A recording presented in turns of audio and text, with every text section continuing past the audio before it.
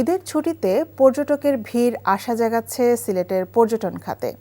কয়েক বছরের ব্যাপক লুটপাট আর রাজনৈতিক অনিশ্চয়তা শেষে ব্যবস্থাপনার মধ্যে ফিরেছে জাফলং, সাদা পাথর, রাতারগুলের মতো পর্যটন কেন্দ্র। পর্যটক ফিরতে শুরু করায় স্বস্তি থাকলেও সংকট কাটেনি পর্যটন ব্যবসায়ীদের। সিলেট থেকে আনিস রহমানের ক্যামেরায় সজল ছত্রীর রিপোর্ট। ঈদের ছুটি, ঋতুতে বসন্ত, তবে আগাম বৃষ্টি সিলেটকে করেছে আরও সবুজ।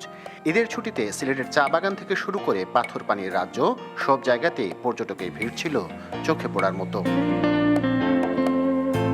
পর্যটন কেন্দ্রের অব্যবস্থাপনা নিয়ে অসন্তুষ্টি থাকলেও প্রকৃতির কাছাকাছি সময় কাটাতে পেরেই খুশি বেশিরভাগ পর্যটক।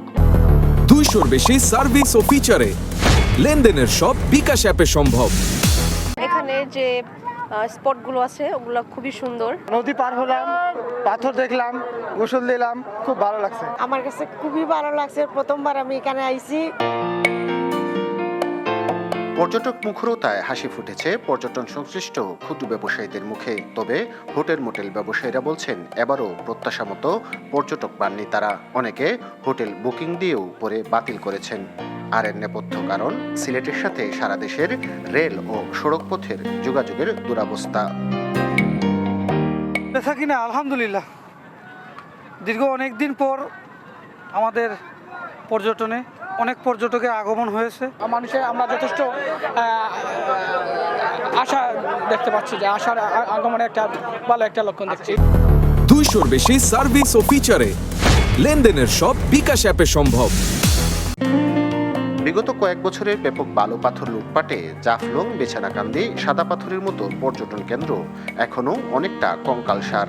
তবে বিভিন্ন মন্ত্রণালয়ের সমন্বয়ে সবগুলো পর্যটন কেন্দ্র ঢেলে সাজানোর পরিকল্পনার কথা জানান স্থানীয় সাংসদ। দীর্ঘমেয়াদী একটা পরিকল্পনা নিতে হবে এবং চিন্তা ভাবনা করেই নিতে হবে, যাতে করে আমাদের ইনভেস্টমেন্ট যেন বৃথা না যায় এবং সত্যিকার অর্থে মানুষ যেন এনজয় করতে পারে।